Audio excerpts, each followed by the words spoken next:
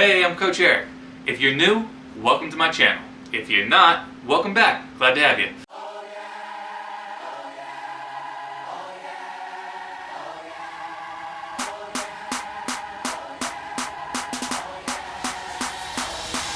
So, today is the second in a three-part series on developing your own dribbling style. If you haven't watched part 1, I highly encourage you to go back and watch part 1. In this video, we're going to explore the mental aspect of taking players on one-on-one. If you are already able to practice a move and perform that move in a real game or in a very serious scrimmage, which is the best you can probably do at this moment, coronavirus, then this video is not for you. If, however, you practice a move, you do it over and over again, you can do it in your sleep, and then you get out to the field and suddenly you aren't able to pull it off, this video is for you. Okay, so you've watched video 1. You practiced your mains night and day, you can do them in your sleep, you can do them in any situation. You're ready to go. You get out to the field for a real game, and all of a sudden, nothing. You can dribble, you can cut, you can pass, but when you go one-on-one against a player, suddenly you don't have it anymore. What's going on? In this video, we're going to try to answer that question. So why does this happen? Well, first let me say this. This is normal. It's natural.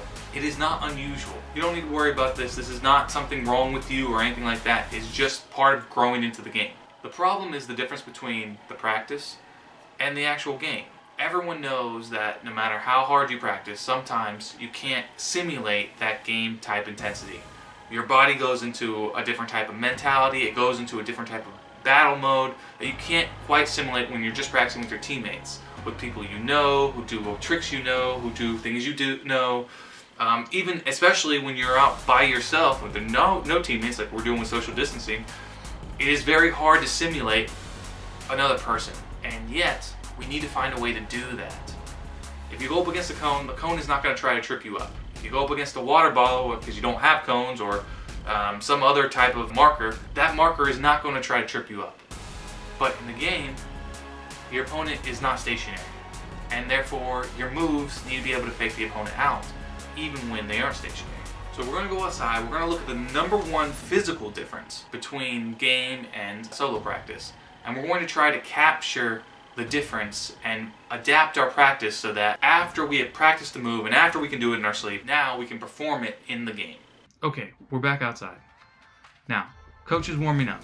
I've made mention of warm-ups a couple of times before, but I just want to remind everyone that warm-ups are not optional. You need to be doing them 10 to 15 minutes at least. Make sure that all the muscle groups get warmed up and do a dynamic warm-up. No static stretching beforehand. If you don't know what any of that means, you should find out, preferably by asking a coach or by looking up some beginner YouTube clips.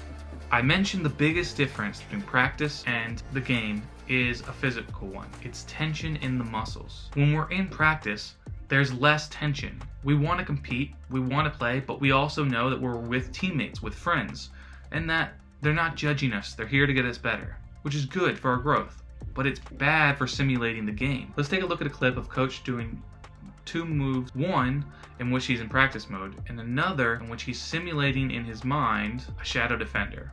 And let's take a look at the muscles specifically and see if we can spot some of that tension creeping in. So let's watch this here. Watch the calf muscle on the left comparison to the right. The right side is more tensed than the left. Watch it one more time.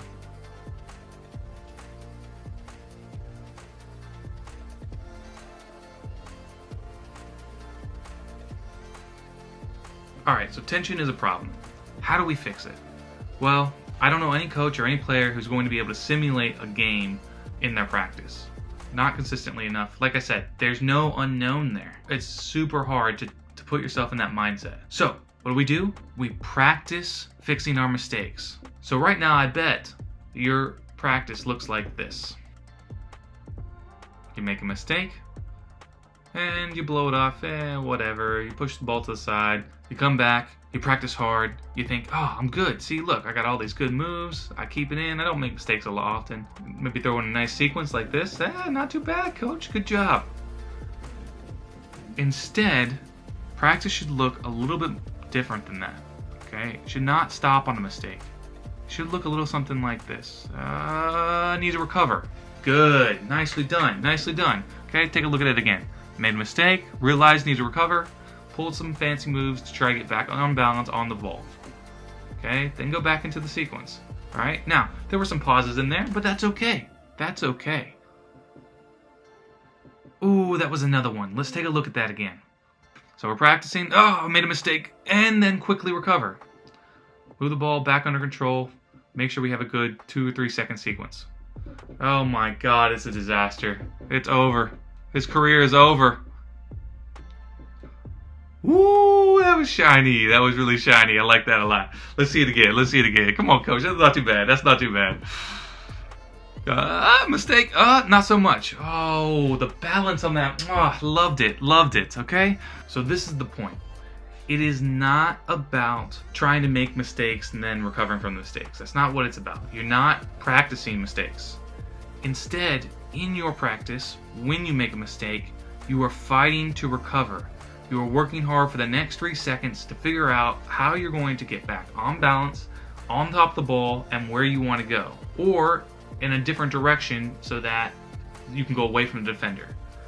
Practice this, and you'll feel more comfortable and have less tension in the game because you'll know when I play, it's okay for me to make mistakes. I have the ability to recover from them. This will ease your mind, it'll ease your tension, and hopefully it'll allow you to get in the right mindset to develop your own dribbling style.